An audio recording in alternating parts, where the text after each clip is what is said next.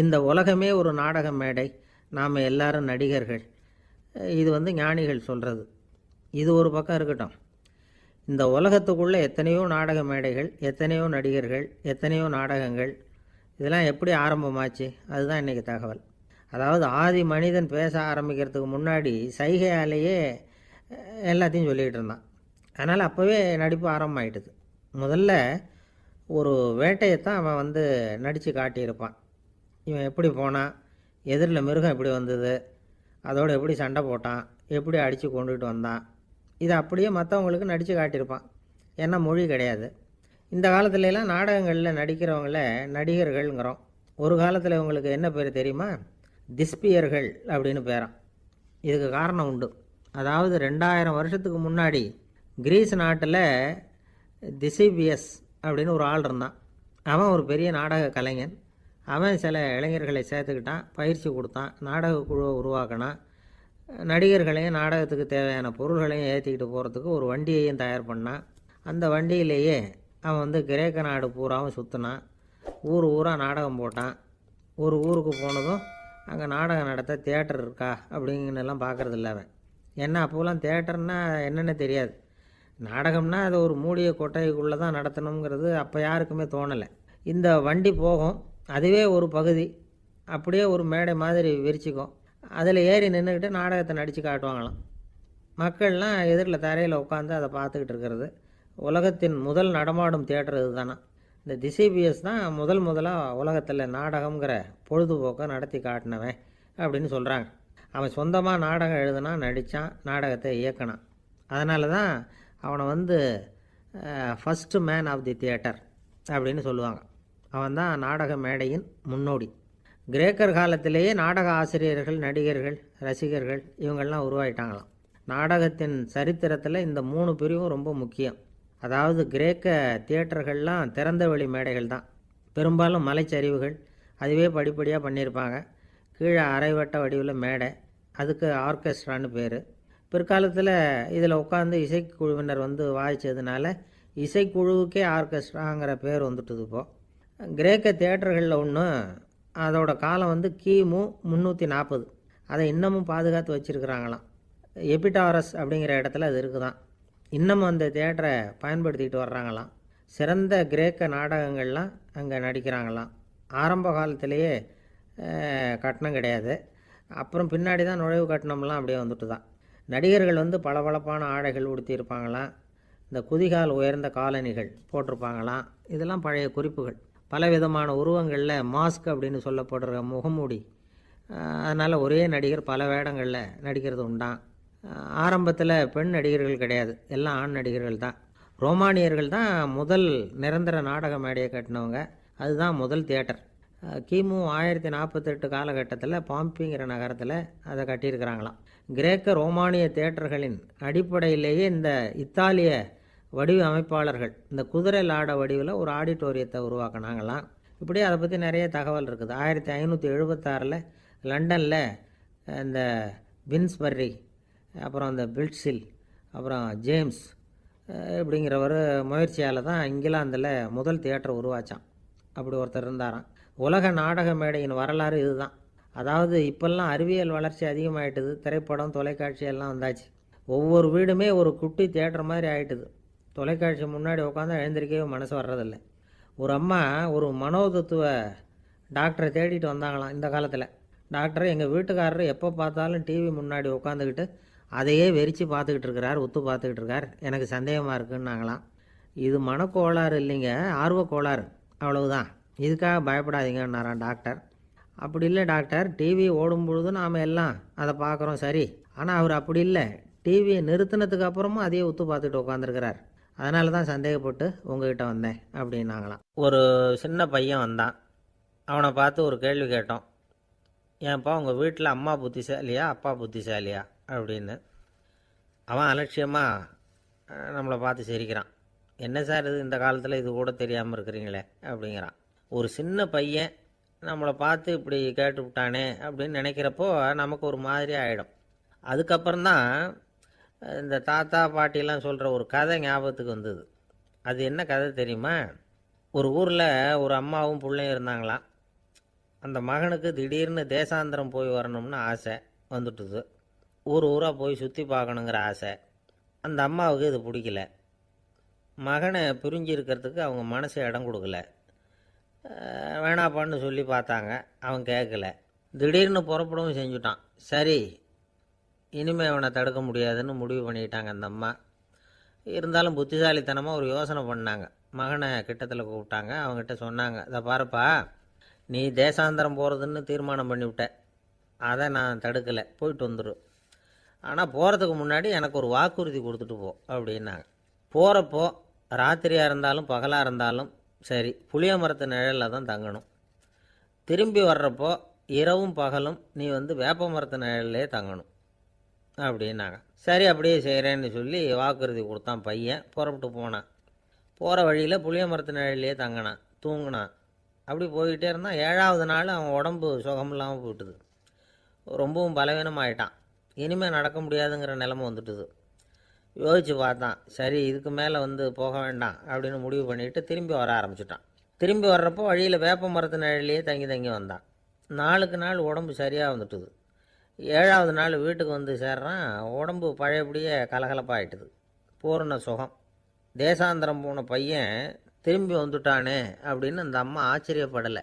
ஏன்னா அவங்களுக்கு தெரியும் இப்படி ஆகும்னு. பையன் சீக்கிரமாக திரும்பி வரணுங்கிறதுக்காகத்தான் அவங்க அந்த யோசனையை சொன்னாங்க. என்ன விஷயங்கிறதையும் அவங்களே சொன்னாங்க. மகனே, புளிய மரத்து நிழல் உடம்புக்கு உஷ்ணத்தை கொடுக்கும், சீக்கம் உண்டாக்கும். அதனால் நீ தொடர்ந்து புளிய மரத்து நிழலில் தங்கினாவே நோய்க்கு ஆளாயிட்ட. அதனால் நல்ல பயணத்தை முடிச்சுக்கிட்டு திரும்பி வரணுங்கிற முடிவுக்கு வந்துட்ட.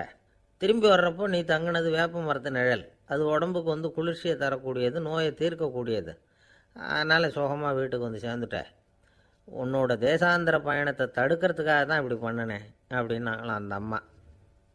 பார்த்தீங்களா அம்மாவோட புத்திசாலித்தனத்தை? அப்பாவாக இருந்தால் இப்படியா பண்ணுவார்?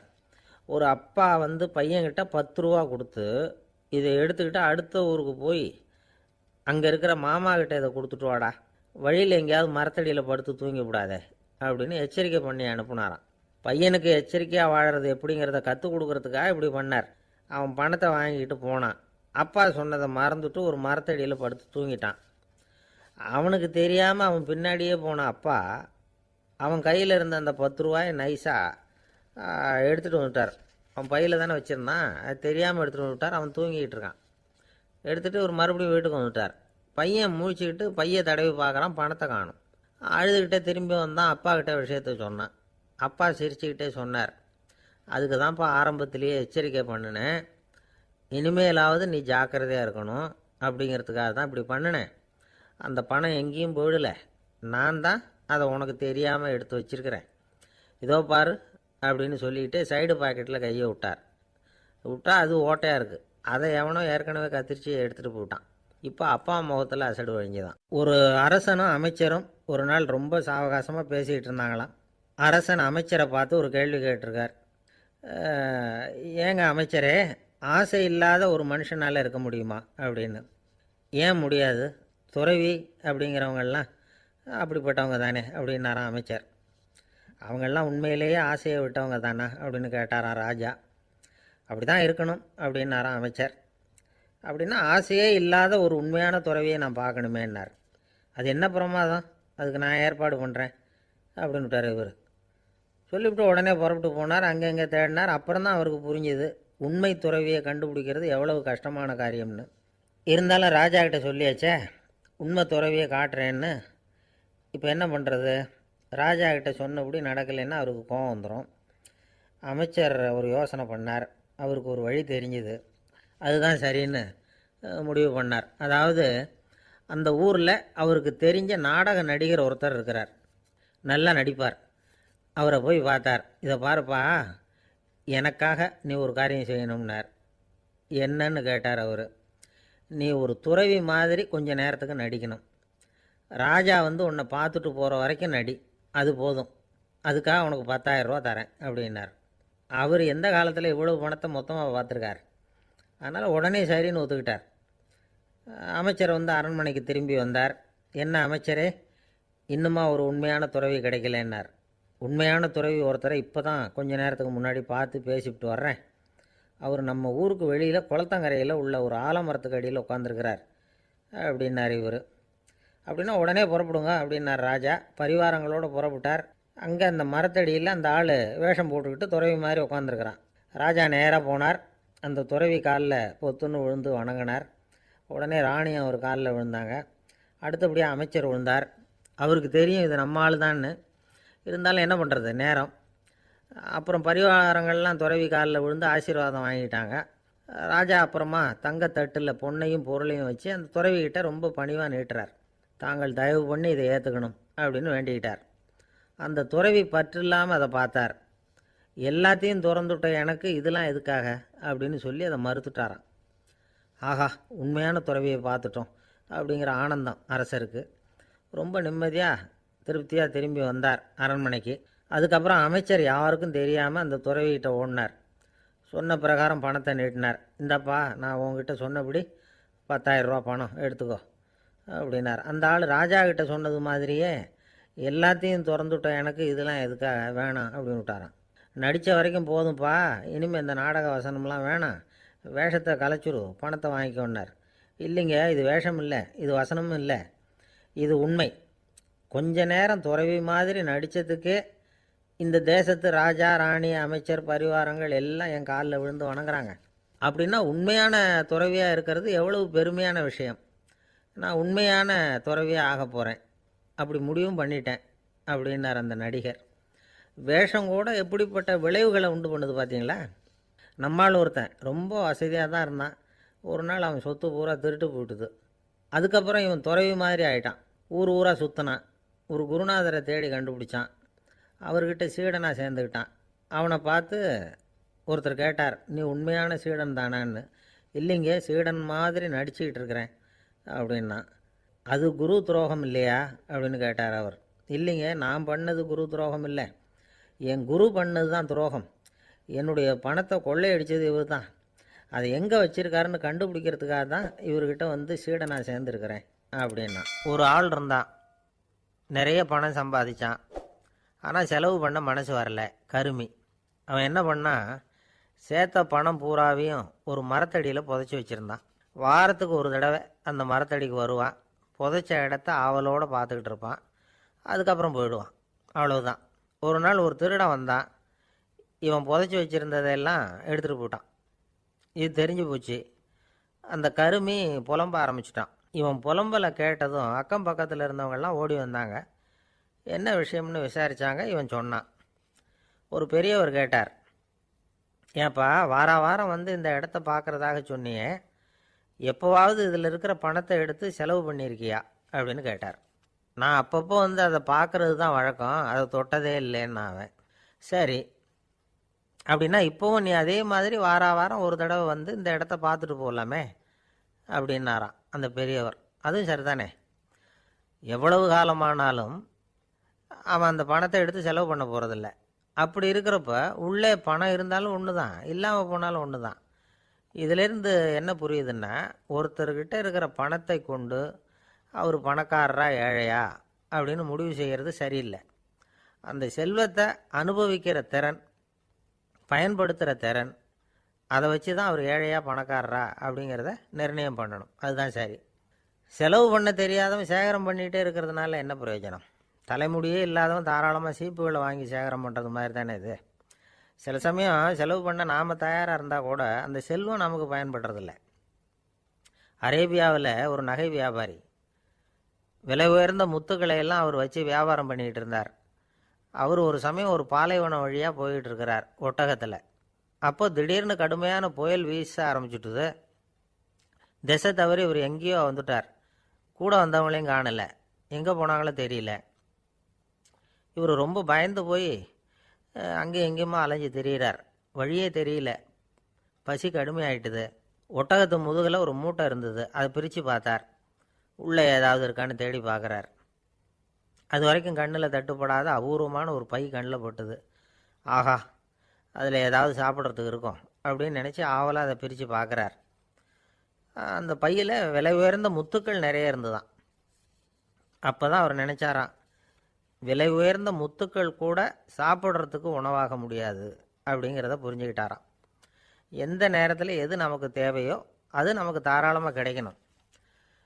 அப்படி அது கிடைக்கிறதுக்கு நம்மக்கிட்ட இருக்கிற செல்வம் பயன்படணும். அது நமக்கும் பயன்படலாம், நம்ம மூலமாக அடுத்தவங்களுக்கும் பயன்படலாம். அதுதான் செல்வத்தின் பயன். ஒரு மரத்தடியில் ஒருத்தன் உட்காந்து அழுதுகிட்டு இருந்தான். அந்த பக்கமாக வந்த இன்னொருத்தன் ஏப்பா அழுதுகிட்டு இருக்கிறேன்னு கேட்டான். இந்த இடத்துல தான் பூமிக்கு அடியில் பணம் இருக்குது, புதைச்ச இடம் தெரியல, அதான் அழறேன் அப்படின்னா. நல்லா ஞாபகப்படுத்தி பாரு, எந்த இடத்துல புதைச்ச அப்படின்னு கேட்டான் இவன். அது எப்படி எனக்கு தெரியும், புதைச்சி வச்சிருக்கிறவன் நான் இல்லையே, எங்கள் எதிர்த்த வீட்டுக்காரன் அப்படின்னானான் இவன். அந்த ஆள் என்னை கண்ணாப்புண்ணான்னு திட்டிவிட்டான் சார், அதை நினச்சா எனக்கு ரொம்ப வருத்தமாக இருக்குது அப்படின்னு சொல்லி கவலைப்பட்டார் ஒருத்தர். இதில் கவலைப்படுறதுக்கு என்ன இருக்குது அப்படின்னார் ஒரு பெரியவர். அவர் ஒரு மகான். என்ன சார் இப்படி சொல்கிறீங்க, ஒருத்தர் நம்ம பார்த்து திட்டுனா வருத்தமாக இருக்காதா அப்படின்னார். அது எப்படி வருத்தமாக இருக்கும், திட்டுறதுங்கிறது என்ன, அது வெறும் சத்தம் தானே அப்படின்னார் அந்த பெரியவர். நம்ம ஆளுக்கு தலையை பிச்சுக்கலாம் போல் இருந்தது. இருக்காத அப்படின்னா நமக்கே அப்படி தானே தோணுது. அந்த பெரியவர் சொல்கிறது ரொம்ப பெரிய விஷயம். அதை நாம் புரிஞ்சிக்க முயற்சி பண்ணலாம்னா நடைமுறை வாழ்க்கைக்கு அது ஒத்து வர்றது மாதிரி தெரிய மாட்டேங்குது. இருந்தாலும் அந்த பெரியவர் அதுக்கு என்ன தான் விளக்கம் கொடுக்குறாருன்னு பார்ப்போமே. ஒரு ரயில் போயிட்டுருக்கு, அதில் ஒரு சாது போயிட்டுருக்கார். அந்த ரயில் அவர் ஹரித்வாரம் போயிட்டுருக்கார். அவர் ரயிலில் ஏகப்பட்ட கூட்டம். நம்ம ஊர் ரயில் கேட்க வேணும், டிக்கெட் வாங்கிட்டு கொஞ்சம் பேர், வாங்காத கொஞ்சம் பேர். அது என்னத்துக்கு அனாவசியமாக டிக்கெட் அப்படிங்கிற நினப்பில் பாதி பேர். இந்த கூட்டத்துக்கு மத்தியில் அந்த சாதுவும் போயிட்டுருக்கிறார். உட்கார்றதுக்காக இருந்த இடத்துல ஒரு ஆள் படுத்துருக்கிறான், கொஞ்சம் முரட்டு ஆசாமி. அவன் கால் பக்கத்தில் கொஞ்சோண்டு இடம் பாக்கி இருந்தது. அந்த இடத்துல இந்த சாது உட்காந்துருந்தார். மெதுவாக உட்காந்துக்கிட்டார் போய். ஆனால் அந்த ஆள் ராத்திரி பூரா இவரை காலால் உதச்சிக்கிட்டே இருக்கிறான். அது இவருக்கு ரொம்ப அவமானமாக பட்டுது. அதனால் துக்கம் ஏற்பட்டுது. இருந்தாலும் அதை ஒரு மாதிரியாக சகிச்சுக்கிட்டே இவர் வந்து சேர்ந்தார். பொழுது விடிஞ்சது. அந்த சாது ஹரித்வார் வந்து சேர்ந்தார். அங்கே ஒரு பெரிய ஞானியை சந்தித்தார். ராத்திரி ரயிலில் அந்த ஆள் உதைச்சதையும் அதனால் தனக்கு ஏற்பட்ட துக்கத்தையும் இந்த சாது அந்த ஞானிகிட்ட சொன்னார். சொல்லிவிட்டு, ஏன் சுவாமி, எனக்கு துக்கம் ஏற்பட்டதே அது தப்பா அப்படின்னு கேட்டார். தவறு தான்னார் அந்த ஞானி. உனக்கு இன்னமும் தேக அபிமானம் போகலைங்கிறது தான் அது காட்டுது. அஷ்டாவக்கரர் என்ன சொல்கிறார் தெரியுமா, உண்மையான ஞானி யாராவது தன்னை வந்தனை செய்தால் அதற்காக சந்தோஷப்பட மாட்டார், யாராவது நிந்தனை செய்தால் அதற்காக வருத்தப்பட மாட்டார் அப்படின்னு சொல்கிறார். நிந்தனைங்கிறது ஒரு ஒலி தான். தேகாபிமானம் இருக்கிற வரைக்கும் இந்த ஒலி நம்மளை வேதனைப்படுத்தும். நான் தேகம் இல்லை, ஆத்மா அப்படிங்கிற நினைவு இருந்தால் இந்த ஒலி நம்மளை பாதிக்காது. மனு என்ன சொல்கிறார் தெரியுமா, ஒரு சாதகன் பாராட்டுதலை விஷம்னு நினச்சி பயப்படணும், அவமானத்தை அமிர்தம்னு நினச்சி சந்தோஷப்படணுங்கிறார். அவமானப்பட்டால் கவலைப்படாமல் எப்படி இருக்க முடியும் அப்படின்னு தான் நமக்கு தோணும். அதனால தான் நம்மளில் யாரும் இதுக்கு உதாரணமாக யாரையும் காட்ட முடியல. புத்தரையும் கபீரையும் உதாரணமாக காட்டுறாங்க. அவங்களுக்கெல்லாம் அவமானம் ஏற்பட்டப்போ கவலையே படலையாம். புத்தரை அவமானப்படுத்தணுங்கிறதுக்காக கௌசாம்பி ராணி ஒரு இளம் பெண்ணை கொலை பண்ணி சடலத்தை புத்தர் குடிசைக்கு முன்னாடி போட சொன்னார். போட்டாங்க. புத்தர் தான் அந்த பொண்ணை கெடுத்து கொலை பண்ணிவிட்டாருன்னு எல்லாரும் நினச்சாங்க. ஆனால் புத்தர் இதை பற்றி கவலையே படலை. அப்புறமா உண்மை தெரிஞ்சதும் புத்தர் புகழ் இன்னும் அதிகமாயிட்டுது. ஒரு பெரிய சபையில் ஒரு மோசமான பொண்ணு நுழைஞ்சி தனக்கும் கபீருக்கும் சம்பந்தம் உண்டுன்னு சொன்னார். கபீர் கவலைப்படலை. அவங்க மாதிரியெல்லாம் நாமளும் இருக்க கற்றுக்கணும். நிந்தனை, அபகீர்த்தி, அவமானம் எல்லாம் ஆண்டவன் கொடுக்குற பிரசாதம்னு நினைக்கணும் அப்படின்னு சொல்கிறார் அந்த ஞானி. இதை கேட்ட இந்த காலத்து ஆசாமி ஒருத்தர், நான் கூட அப்படி தான் சார், யாராவது அவமானப்படுத்தினா கவலைப்பட மாட்டேன். நேற்று கூட ஒருத்தர் என்ன பலார்னு அரைஞ்சுட்டார், நான் கொஞ்சம் கூட கவலைப்படலை, பேசாமல் வந்துட்டேன்னார். ஏன் அப்படி வந்துட்டீங்க அப்படின்னு. அவர் அரைஞ்சதுலேயும் ஒரு அர்த்தம் இருந்தது, அதனால தான் அப்படி வந்துட்டேன்னார். ஏன் அரைஞ்சாருன்னு கேட்டேன். 10 வருஷத்துக்கு முன்னாடி 15 ரூபா அவர்கிட்ட கடன் வாங்கினேன், அதை கேட்டு கேட்டு பார்த்துட்டு கடைசியாக தான் அரைஞ்சார் அப்படின்னார். ஆண்டவனுடைய பிரசாதம் இவருக்கு அடிக்கடி கிடைக்கும் போல இருக்கு. ஒரு பல்கலைக்கழகம், அங்கே ஒரு இலக்கிய பேராசிரியர், அவர் பாடம் நடத்திக்கிட்டு இருந்தார்.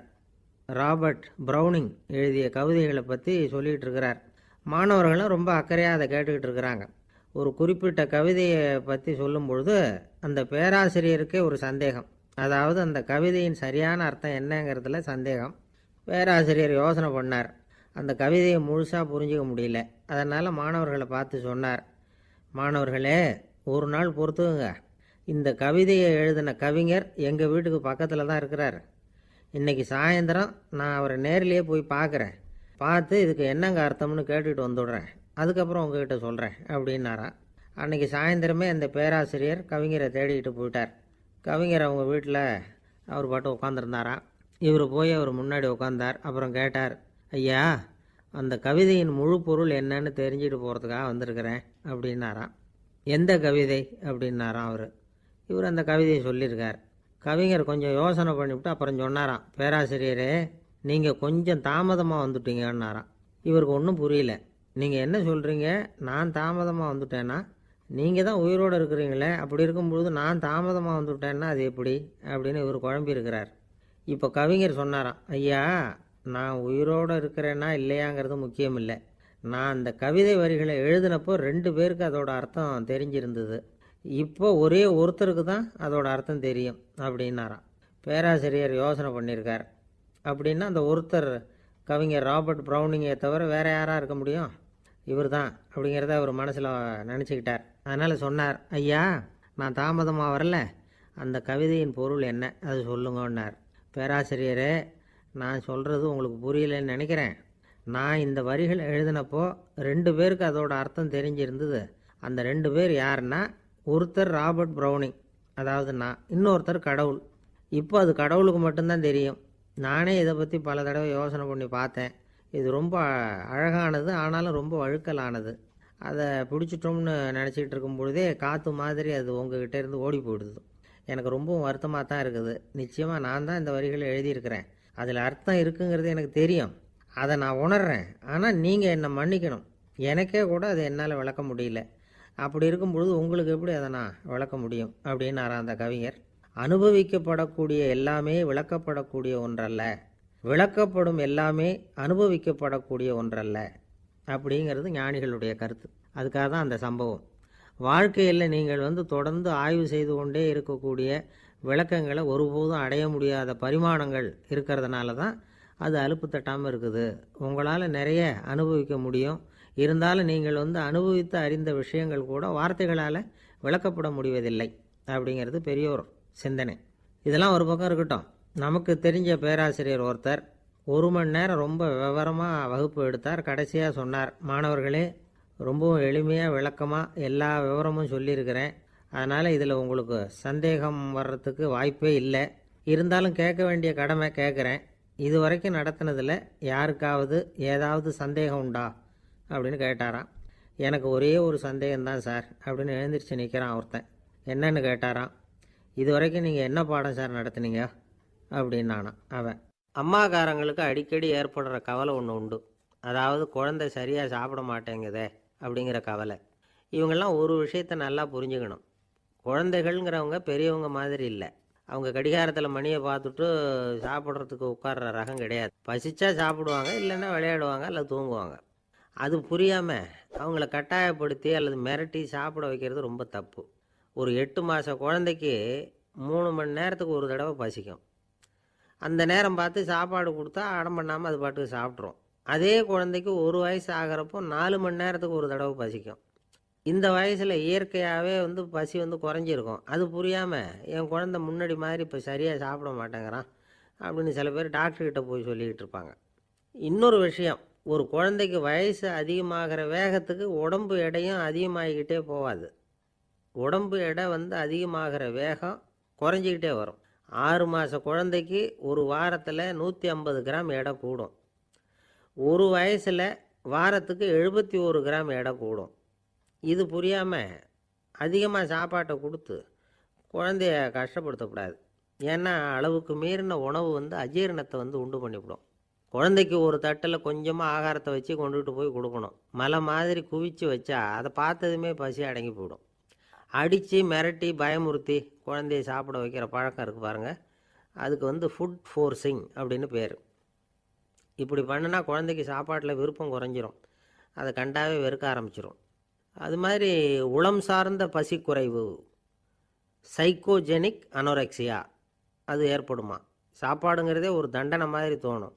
குழந்தைகளுக்கு பிடிச்ச மாதிரியான ஆகாரத்தை கொடுக்கணும். சத்து அதிகம் இருக்குங்கிறதுக்காக அதுக்கு பிடிக்காத ஆகாரத்தை கொடுத்து கட்டாயப்படுத்தக்கூடாது. குழந்தைகளுக்கு 2 வயசு ஆகிறப்போ இயற்கையாகவே எதிர்மறை குணம் உண்டாகும். அதாவது அந்த எதிர்மறையாக பேசுறது, இது மாதிரி சமயங்களில் நாம் என்ன சொல்கிறோமோ அதுக்கு நேர்மாறாக நடந்துக்கும். ஏட்டிக்கு போட்டி, சாப்பிட சொன்னால் விளையாட போகும், விளையாட சொன்னால் சாப்பாடு கேட்கும்.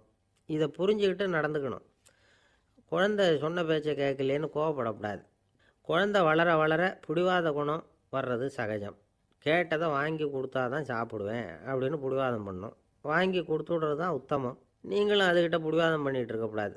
ஏன்னா கேட்டது கிடைக்கலையேங்கிற ஏமாற்றம் கூட குழந்தையோட பசியை குறைச்சிரும். கேட்டது கிடைச்சிட்டா பசி அதிகமாகும், கொடுத்ததை மலமலன்னு சாப்பிட்றோம். குழந்தைகளுக்கு கண்ட கண்ட நேரத்தில் சாப்பிட்றதுக்கு எதையாவது வாங்கி கொடுத்துக்கிட்டு இருந்தால் சாப்பாட்டு நேரத்தில் சாப்பிடாமல் அடம் பண்ண ஆரம்பிச்சிடும். பள்ளிக்கூடம் போகிற பிள்ளைங்க காலை உணவை சரியாக சாப்பிட மாட்டாங்க. அச்சம், அவசரம், பரபரப்பு இதெல்லாம் தான் காரணம். பள்ளிக்கு புறப்படுறதுக்கு ஒரு 3/4 மணி நேரத்துக்கு முன்னாடியே சாப்பாடு போட்டுருங்க, அது சரியாக போடும். படிக்கிற குழந்தைகள் உடல் சோர்வு, மனச்சோர்வு இது காரணமாக கூட சாப்பிட மறுக்கிறது உண்டு. இப்போ உதாரணமாக சாயந்தரம் விளையாடி விட்டு வீட்டுக்கு வந்ததும் சாப்பிட சொன்னால் வேணாம்பாங்க. இது உடல் சோர்வு. ரொம்ப நேரம் வீட்டு பாடங்களை செஞ்சு முடித்த கையோடு சாப்பிட சொன்னாலும் அவங்களால சரியாக சாப்பிட முடியாது. இது உளச்சோர்வு, அதாவது மனச்சோர்வு. இதை தவிர குழந்தைகளுக்கு உடல்நலக் குறைவு ஏற்பட்டால் கூட சாப்பிட மறுக்கிறது உண்டு. சில மருந்து மாத்திரைகள் கூட பசியை குறைச்சிரும். அதனால் சரியாக தெரிஞ்சுக்கிட்டு குழந்தைகளை சாப்பிட வைக்கணும். அது புரியாமல் கையில் சாப்பாட்டு தட்டை வச்சுக்கிட்டு குழந்தைகளை விரட்டிக்கிட்டு அலையக்கூடாது. ஒரு சின்ன பையன் சொன்னான், எங்கள் அம்மா சாப்பாடு போடுறது தெரிஞ்சால் நான் உடனே வீட்டை விட்டு வெளியில் ஓடி போடுவேன் அப்படின்னா. ஏன் அப்படி பண்ணுறேன்னு கேட்டோம். எங்கள் அப்பா கூட அது மாதிரி தான் சார் பண்ணுவார் அப்படிங்கிறான். பந்திக்கு முந்துற ஆசாமிகள் நம்மளில் பல பேர் உண்டு. அப்படி முந்துறதுக்கு கூட முயற்சி பண்ணுறவங்க நிறைய பேர் இருக்கிறாங்க. இதில் என்ன ஒரு விஷயம்னா, பந்திக்கு முந்துறது கூட தப்பு இல்லை.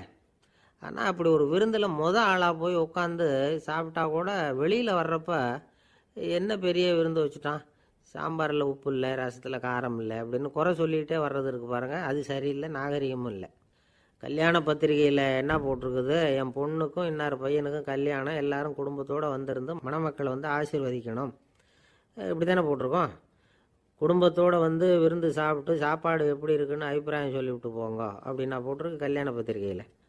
ஒருத்தர் வீட்டு விசேஷத்துக்கு போயிருக்கோம்னா எவ்வளவோ அசௌகரியங்கள் நமக்கு ஏற்படலாம். ஏராளமான கூட்டம் வந்திருக்கும். எல்லாரையும் அவங்க தனித்தனியாக கவனிச்சிக்கிட்டு இருக்க முடியாது.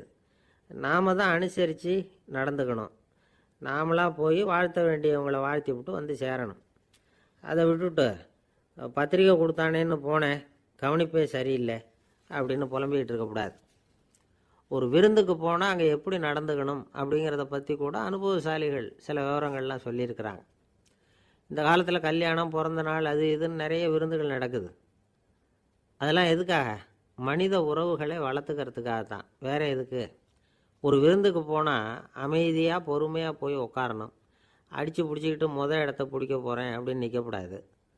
முதல் பந்தி நடந்துக்கிட்டு இருந்தால் அது முடிஞ்சு இலை எடுத்து சுத்தம் பண்ணதுக்கு அப்புறம் போய் உட்கார்றது தான் நாகரீகம். இலை எடுக்கிறதுக்கு முன்னாடியே அங்கே போய் உட்காந்தா நல்லா இருக்காது. நீங்கள் சாப்பிட்டுட்டு உட்காந்துருக்கீங்களா, சாப்பிட்றதுக்கு உட்காந்துருக்கீங்களா, பார்க்குறவங்களுக்கு சந்தேகம் வந்துடும்.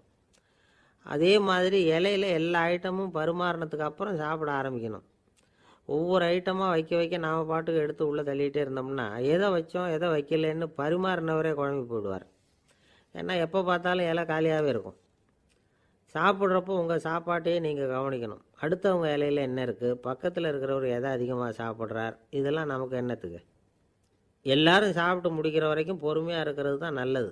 நீங்கள் மட்டும் திடீர்னு பாதியில் எழுந்திரிச்சு பக்கத்தில் இருக்கிறவங்களுக்கு சங்கடமாக இருக்குமேங்கிறதெல்லாம் யோசிக்காமல் நீங்கள் பாட்டு எழுந்திரிச்சு போகக்கூடாது. பக்கத்தில் உள்ளவங்க உங்களை எழுந்திரிக்க சொன்னால் எழுந்திரிச்சு போகலாம். விருந்துகளில் சாப்பாட்டை வீணாக்கிறதே ஒரு நாகரிகமாக போட்டுது. இந்த காலத்தில் சாப்பாட்டுக்கே கஷ்டப்பட்டுக்கிட்டு பல பேர் இந்த உலகத்தில் இருக்கிறப்போ சாப்பாட்டை வீணாக்கிறது எவ்வளோ பெரிய மோசங்கிறத நினச்சி பார்க்கணும். வேணுங்கிற அளவுக்கு கேட்டு வாங்கி சாப்பிட்றது தான் முறை. விருந்தில் இந்த பஃபே அப்படின்னு சொல்லி ஒரு முறை சொல்கிறாங்கல்ல, அதாவது உணவு வகைகளையெல்லாம் பொதுவாக ஒரு இடத்துல வச்சுடுறது, நமக்கு தேவையானதை நாமே எடுத்து ஒரு தட்டில் போட்டுக்கிட்டு சாப்பிட வேண்டியது. இதில் கூட சில பேர் தேவைக்கு அதிகமாக எடுத்து போட்டுக்கிட்டு வீணாக்குறாங்க. சில சமயம் வந்து கடைசியாக சாப்பிட போகிறவங்களுக்கு எல்லா ஐட்டமும் கிடைக்காம போகலாம். அதை போய் பெருசு பண்ணிகிட்டு இருக்கக்கூடாது. என்ன சார் இந்த அளவுக்கு கூடவா நாகரிகம் தெரியாமல் இருக்கிறோம், இதை போய் பெருசாக சொல்ல வந்துட்டீங்களே அப்படின்னு நினைக்கலாம். ஒருத்தர் 2 பேருக்கு இந்த விவரம் தேவைப்படலாம். அவங்க காதலையும் இது விழட்டுமேங்கிறதுக்காக தான் இது. ஒரு பெரிய கல்யாண விருந்து நடந்துக்கிட்டு இருந்தது. விருந்து மண்டபத்து வாசலில் ஒருத்தர் நின்றுக்கிட்டு வர்றவங்களையெல்லாம் ரொம்ப மரியாதையாக வணங்கி உள்ளே அனுப்பி வச்சுக்கிட்டு இருந்தார். எப்படி தெரியுமா? வர்றவங்க கையெல்லாம் பிடிச்சி முத்தம் கொடுத்து அதுக்கப்புறம் உள்ளே அனுப்பி வச்சுக்கிட்டு இருந்தாராம். கூட்டம்லாம் முடிஞ்சதுக்கப்புறம் அவர்கிட்ட போய் கேட்டிருக்கிறாங்க, சார் நானும் எவ்வளவோ விருந்துகளுக்கு போயிருக்கிறேன், இருந்தாலும் இவ்வளவு மரியாதையாக வர்றவங்க கைக்கெல்லாம் முத்தம் கொடுத்து வரவேற்கிறத இங்கே தான் பார்க்குறேன் அப்படின்னு சொன்னாங்க. அதுக்கு அவர் சொன்னார், அட போங்க சார், நான் முத்தம் கொடுக்கல, முந்தின பந்திக்கு வந்து சாப்பிட்டவங்களே அடுத்த பந்திக்கும் வர்றாங்களான்னு மோந்து பார்த்து அனுப்பி வச்சுக்கிட்டு இருந்தேன் அப்படின்னார். ஒருத்தர் மனசில் நிம்மதி இல்லாமல் உட்காந்துருந்தார். என்ன சார் விஷயம் அப்படின்னு விசாரித்தேன். அகலக்கால் வச்சுட்டேன், அதுதான் அவதிப்படுறேன்னார். விவரமாக சொல்லுங்கன்னு. வீடு கட்டணும்னு ஆரம்பித்தேன், வேலை பாதியிலே நிற்கிது, கையில் பணம் இல்லை அப்படின்னார். இது மாதிரி ஆசாமிகள் பல பேரை நீங்கள் பார்த்துருக்கலாம். இவங்கெல்லாம் சுலபமாக மன அழுத்தத்துக்கு ஆளாயிடுறாங்க. மன உளைச்சல், அதாவது ஸ்ட்ரெஸ் அப்படின்னு சொல்கிறோமே, அதுக்கு அடிப்படையான சில காரணங்கள் உண்டு. அதாவது மிகையாக திட்டமிடுதல் அப்படிங்கிறதும் ஒரு முக்கியமான காரணம். நடைமுறை சாத்தியம் என்னங்கிறத மனசில் வச்சுக்கிட்டு எந்த திட்டத்தையும் தீட்டணும், அப்போ தான் அது சரியாக வரும். 2வது காரணம் என்ன தெரியுமா? ஒரே நேரத்தில் பல்வேறு செயல்களில் ஈடுபடுறது. தொலைபேசியில் பேசிக்கிட்டே கையில் இருக்கிற கடிதத்தை படிச்சுக்கிட்டே எதிரில் உட்காந்துக்கிட்டு இருக்கிறவருக்கும் அப்பப்போ பதில் சொல்லிக்கிட்டு மனசில் பல்வேறு சிந்தனைகளை அப்படியே ஓட விட்டுக்கிட்டு இருக்கிறது, இதுவும் மன அழுத்தத்தை உண்டாக்குது. 3வது காரணம், எதிலேயும் வெற்றி மட்டும் எதிர்பார்க்குற ஒருதலைப்பட்சமான ஆர்வம். நாம் தொட்டதெல்லாம் வெற்றியாகவே முடியணும் அப்படின்னு எதிர்பார்க்குறவங்க ஏதாவது ஒன்றில் தோல்வியை கண்டால் தோண்டு போயிடுறாங்க. எப்படியும் முடியலாம்ங்கிற எண்ணம் ஏற்கனவே நமக்குள்ளே இருந்துட்டுதுன்னா அந்த அவஸ்தை வராது. அதனால் அதுவும் நம்ம வளர்த்து கொள்ள வேண்டிய ஒரு குணம். மன உளைச்சல் ஏற்படுறதுக்கு இன்னொரு காரணம், எதையும் வேகமாக செஞ்சுடணும் அப்படிங்கிற துடிப்பு. அந்த துடிப்பே மனசை அழுத்த ஆரம்பிச்சிடும். எந்த ஒரு காரியத்திலையும் தாமதமோ இடையூறோ ஏற்பட்டால் அதை பொறுத்துக்கிற மனப்போக்கம் வேணும். அது இல்லாதவங்க அழுத்தத்துக்கு ஆளாயிடுறாங்க. சில பேர் வேலைன்னு எந்த நேரம் பார்த்தாலும் வேலையே கதின்னு கிடப்பாங்க. பொழுதுபோக்குக்கோ உடற்பயிற்சிக்கோ குடும்பத்தில் உள்ளவங்க அல்லது நண்பர்கள் கூட கலந்துரையாடவோ கொஞ்சம் கூட நேரம் ஒதுக்க மாட்டாங்க. இந்த சுபாவம் மன அழுத்தத்தை உண்டு பண்ணும். இதையெல்லாம் புரிஞ்சுக்கிட்டு அதிலிருந்து விடுபடுறது எப்படின்னு யோசிக்கணும். வல்லுநர்கள் இது தொடர்பாக சில யோசனைகளை சொல்லி வச்சுருக்கிறாங்க. அது என்னென்னா, வாழ்க்கைங்கிறது பிரச்சனைகளால் பின்னப்பட்ட ஒன்று, அது எப்போவுமே முடிவடையாத ஒரு தொடர்கதை அப்படிங்கிறத முதல்ல நாம் புரிஞ்சுக்கணும். ஒரே நேரத்தில் ஒரு காரியத்தில் மட்டுமே நாம் கவனம் செலுத்தணும். அடுத்தவங்க காரியத்தில் தலையிடக்கூடாது. எதையும் பேச ஆரம்பிக்கிறதுக்கு முன்னாடி நம்மை நாமே கேட்டுக்க வேண்டிய கேள்வி 2. 1, நான் சொல்ல போகிறது ரொம்ப முக்கியமானதா? 2வது, நான் சொல்கிறத அவங்க கேட்குறதுக்கு ஆசைப்படுறாங்களா? நான் பேசுகிறதுக்கு அது சரியான நேரம் தானா? இதை யோசித்து பார்த்ததுக்கப்புறம் எதையும் பேச ஆரம்பிக்கணும். முடிஞ்ச அளவுக்கு வளைந்து போகிற சுபாவத்தை வளர்த்துக்கணும். நம்ம நேரம் விலை மதிப்பு இல்லாதது, அதை வீணாக்கக்கூடாது. சிரிக்க தெரியலைன்னாலும் பரவாயில்ல, முகத்தில் கொஞ்சம் புன்முறுவலாவது காட்டணும். இதெல்லாம் ரொம்ப முக்கியம். அடுத்தவங்க ஏதாவது செஞ்சால் உடனே நன்றி சொல்ல மறக்கக்கூடாது. தினமும் கொஞ்சம் நேரத்தை தனிமையில் செலவு பண்ணணும். மன உளைச்சலிருந்து விடுபடுறதுக்கு 3 முக்கிய வழிகள் சொல்கிறாங்க. அதை சுருக்கமாக ரெட் அப்படின்னு சொல்கிறாங்க. RED ஆங்கில எழுத்தில். அந்த முதல் எழுத்து R, அது என்னென்னா ரிலாக்ஸேஷன், அதாவது இடை ஓய்வு. 2வது E எக்ஸர்சைஸ், உடற்பயிற்சி. 3வது டயட், திட்டமிட்ட உணவு முறை. அதனால் தியானம், மூச்சு பயிற்சி இதெல்லாம் இந்த இடை ஓய்வுக்கு வழிகள். எந்த வேலையையும் தொடர்ந்து செய்யக்கூடாது. எல்லார்கிட்டையும் கலகலப்பாக பழகணும். மாதத்துக்கு ஒரு நாளாவது குடும்பத்தோடு வெளியில் போயிட்டு வரணும். சுலபமான உடற்பயிற்சிகளை செய்யலாம். உடற்பயிற்சிங்கிறது நமக்காக நாம் செய்கிற ஒரு நீண்டகால முதலீடு அப்படின்னு சொல்லுவாங்க. அதாவது லாங் டேர்ம் இன்வெஸ்ட்மெண்ட்டாக. அளவோடு சாப்பிட்ணும், மெதுவாக சாப்பிட்ணும். இதெல்லாம் கொஞ்சம் மனசில் வச்சுக்கிட்டு நடந்துக்கிட்டால் மகிழ்ச்சியாக வாழலாம். சில பேர் சாப்பாட்டு விஷயத்தில் ரொம்ப அக்கறை எடுத்துக்கிறது உண்டு. ஒரு குண்டு ஆசாமி சாப்பிட உக்காந்தார். முதல்ல ஒரு மாத்திரை சாப்பிட்டார். எதுக்குன்னு கேட்டோம். பசி எடுக்கிறதுக்குன்னார். சாப்பிட்டு முடித்தார். பிறகு மறுபடியும் ஒரு மாத்திரை சாப்பிட்டார். இது எதுக்குன்னு கேட்டோம். சாப்பிட்டது ஜீரணமாகறதுக்கு அப்படின்னார். ஒரு ஆஃபீஸில் வேலை பார்க்குற ஒருத்தர் ஏதோ தப்பு பண்ணிவிட்டார். உடனே மேல் அதிகாரி அவரை கூப்பிட்டு அனுப்புனார். நீ செஞ்சது தப்புன்னார் கோபமாக. இது ஒரு ரகம். சில அதிகாரிகள் இப்படி நீங்கள் செஞ்சது தப்புன்னு சொல்கிறதில்ல, நீங்கள் செஞ்சது சரி அப்படின்னு சொல்கிறதில்ல. எப்படி சொல்லுவாங்கன்னா, நீங்கள் செஞ்சது சரியில்லைன்னு நான் நினைக்கிறேன் அப்படின்னு சொல்லுவாங்களாம். அதாவது சில பேர் நீங்கள் செஞ்சது தப்புங்கிறாங்க, அதையே மாற்றி சொல்கிறார் இவர், நீங்கள் செஞ்சது சரியில்லைன்னு நினைக்கிறேன். இது ரெண்டும் அர்த்தம் ஒன்று தான், இருந்தாலும் வார்த்தைகள் வித்தியாசம். நிர்வாக திறமை இல்லாத ஒரு அதிகாரி யூ ஆர் ராங் அப்படின்னு சொல்லுவாராம். நிர்வாக திறமை உள்ள அதிகாரியாக இருந்தால் அதையே கொஞ்சம் மாற்றி I think you are not correct அப்படிம்பாராம். இதுதான் வித்தியாசம். இருந்தாலும் வார்த்தைகளை உபயோகப்படுத்துகிற விதத்தை வச்சு தான் வேலை நல்லா நடக்கிறதும் நடக்காததும் இருக்குது. விவரம் தெரிஞ்சவங்க என்ன சொல்கிறாங்க தெரியுமா? Be a leader not a boss அப்படிங்கிறாங்க. ஒரு லீடராக பாஸாக இருக்காதே அப்படிங்கிறாங்க. சரி, அப்படின்னா லீடருக்கும் பாஸுக்கும் வித்தியாசம் உண்டா அப்படின்னு கேட்டால் இருக்குன்னு சொல்கிறாங்க. லீடருங்கிறவர் வேறு, பாஸுங்கிறவர் வேறு. ஒரு லீடர் எப்படி நடந்துக்குவார், ஒரு பாஸ் எப்படி நடந்துக்குவார், இதை முதல்ல நாம் தெரிஞ்சுக்கணும். அவங்க எப்படி நடந்துக்குவாங்க அப்படிங்கிறதுக்கு சில விவரங்கள் இருக்குது. அதை கேட்டோம்னா நாம் புரிஞ்சுக்கலாம் அதை. அதாவது பாஸுங்கிறவர் விரட்டிக்கிட்டே இருப்பார், லீடருங்கிறவர் ஊக்கப்படுத்திக்கிட்டே இருப்பார். நாளைக்கு சாயந்தரத்துக்குள்ளே அந்த வேலையை செஞ்சு முடிக்கலைன்னா தொலைச்சி விடுவோம் தொலைச்சி அப்படிம்பார் அவர். இவர் எப்படி சொல்லுவார்னா, இது வரைக்கும் நீங்கள் செஞ்சுருக்கிற வேலை ரொம்ப அற்புதம் அப்படிம்பார். பாஸுங்கிறவர் அதிகாரத்தை நம்பி செயல்படுறவர், லீடருங்கிறவர் நல்லெண்ணத்தை நம்பி செயல்படுறவர். நம்மக்கிட்ட அதிகாரம் இருக்குது, பவர் இருக்குது, அதனால் காரியத்தை சாதிச்சுடலாம் அப்படின்னு நினைக்கிறவர் அவர். மற்றவங்கக்கிட்ட ஒரு நல்ல அபிப்பிராயத்தை சம்பாதிச்சுக்கிட்டு அது மூலமாக காரியங்களை சாதிக்கிறவர் இவர்.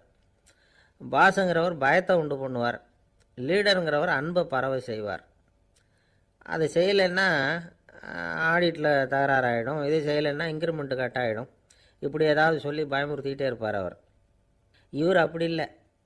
உடம்பு இப்படி இருக்குது, வீட்டில் எல்லோரும் சௌக்கியமாக இருக்கிறாங்களா, ஆஃபீஸில் எல்லாம் வசதியாக இருக்குதா, நான் ஏதாவது உதவி செய்யணுமா அப்படின்னு அன்புக்கு முக்கியத்துவம் கொடுப்பார். பாஸுங்கிறவர் எதுக்கெடுத்தாலும் நான் சொல்லிக்கிட்டு இருப்பார், லீடருங்கிறவர் நாமன்னு சொல்லிக்கிட்டு இருப்பார். பாஸுங்கிறவர் தப்புக்கு காரணம் யாருன்னு பார்ப்பார், லீடருங்கிறவர் தப்பு என்னன்னு பார்ப்பார்.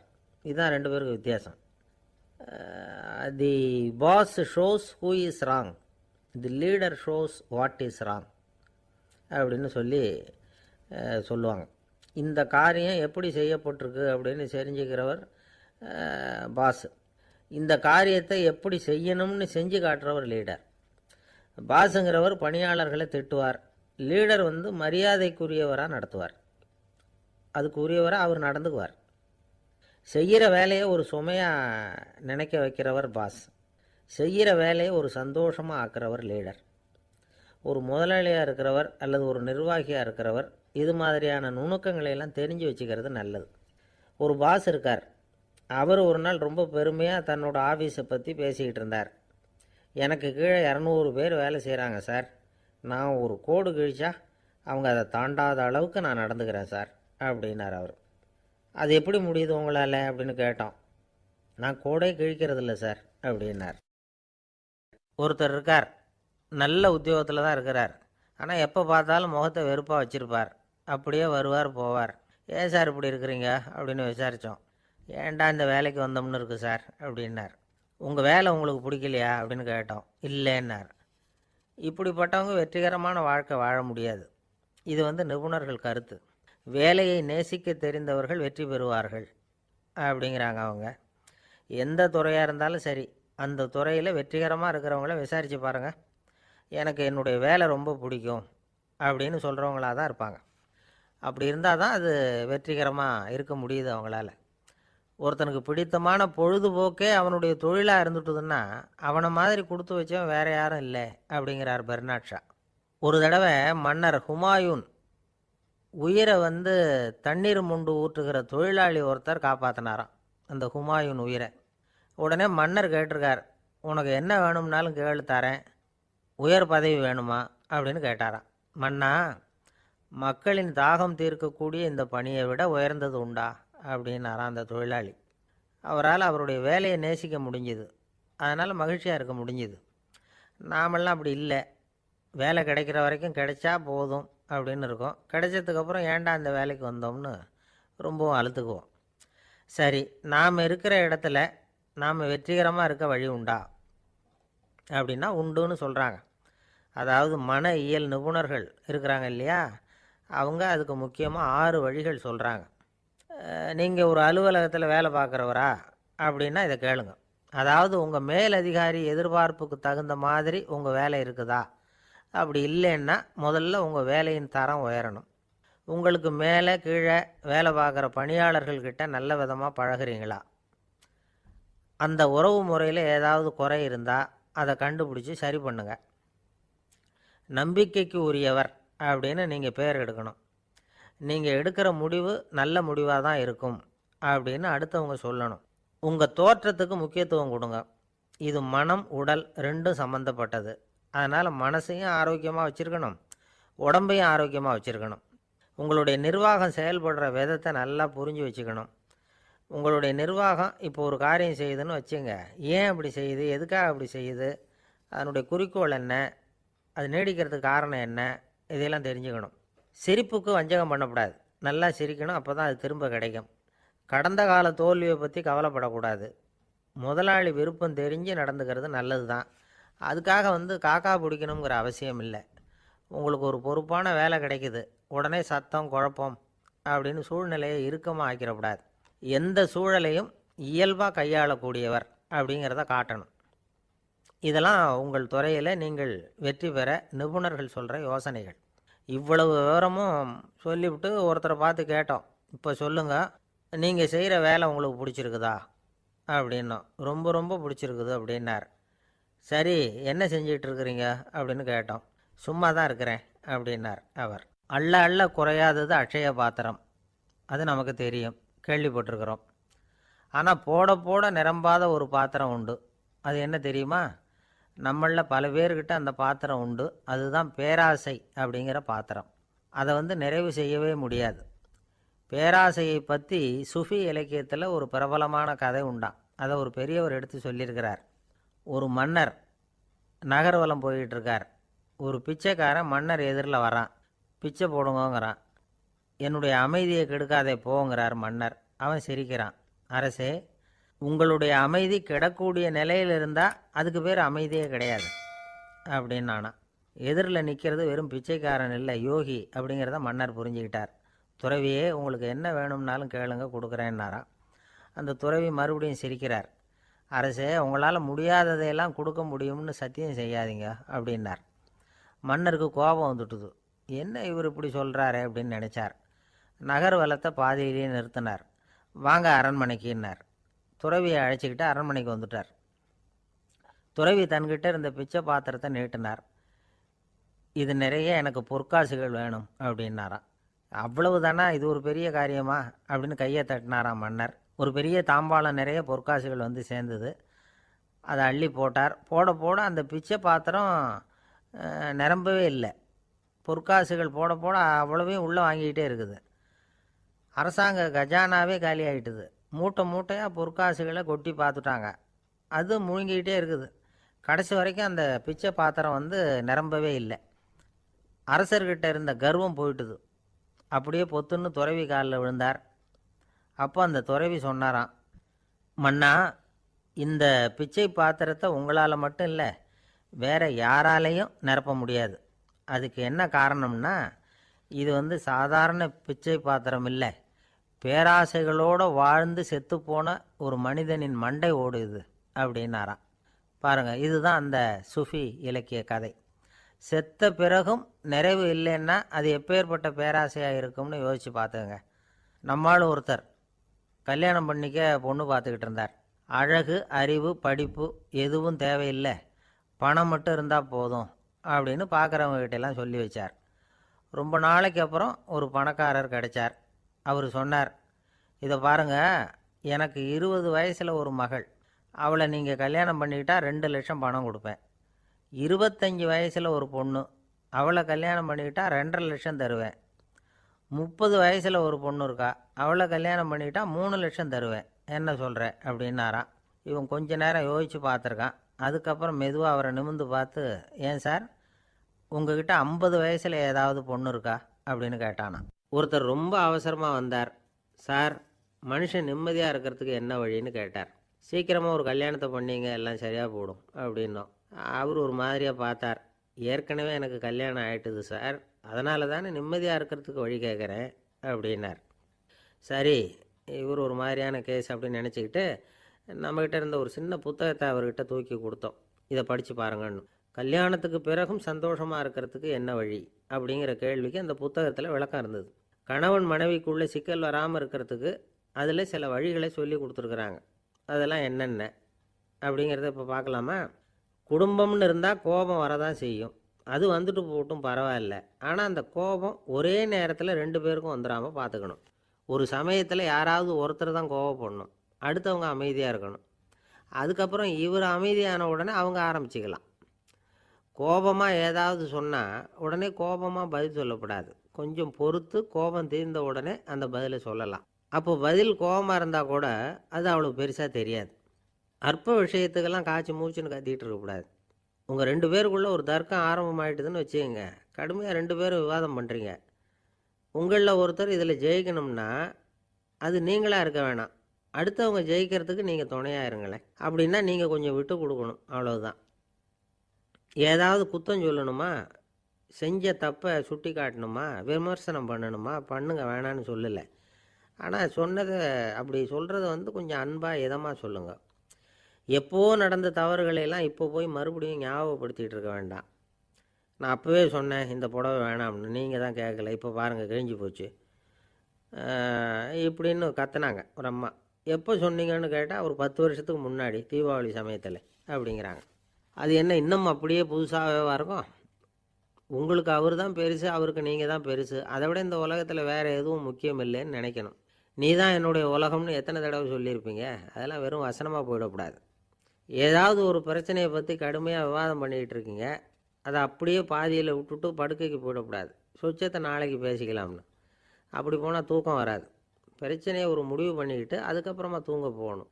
ஒரு நாளில் ஒரு தடவையாவது உங்கள் ஜோடியை பாராட்டி நல்ல விதமாக கனிவாக ஒரு வார்த்தை சொல்லணும் அப்படின்னு தீர்மானம் பண்ணிங்க. ஏதாவது தப்பு பண்ணிவிட்டீங்கன்னா பரவாயில்ல, அதை ஒத்துக்கிறதுக்கும் மன்னிப்பு கேட்குறதுக்கும் தயாராக இருக்கணும். அது ஒன்றும் கேவலம் கிடையாது. வீட்டுக்குள்ளே தானே கேட்க போகிறீங்க, வெளியில் யாருக்கு தெரிய போகுதோ? எப்படியோ உங்களுக்குள்ளே ஒரு சமரசம் ஆனால் சரி தான்.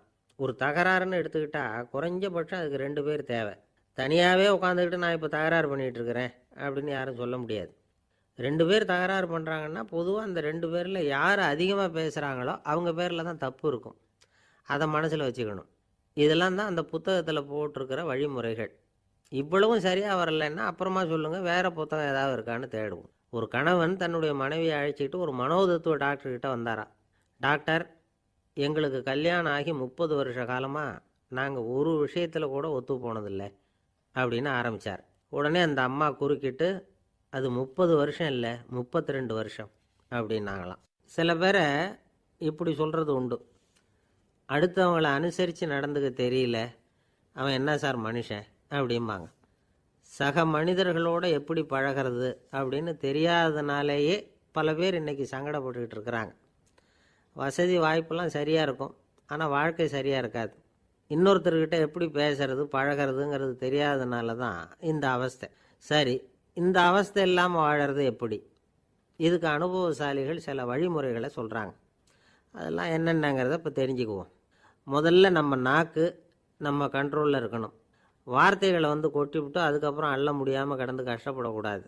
எப்படி பேசுகிறோங்கிறதும் முக்கியம், பேசுகிறப்ப எப்படி முகத்தை வச்சுருக்கிறோங்கிறதும் முக்கியம். அன்பாக பேசினாலும் நல்லாயிருக்கும்.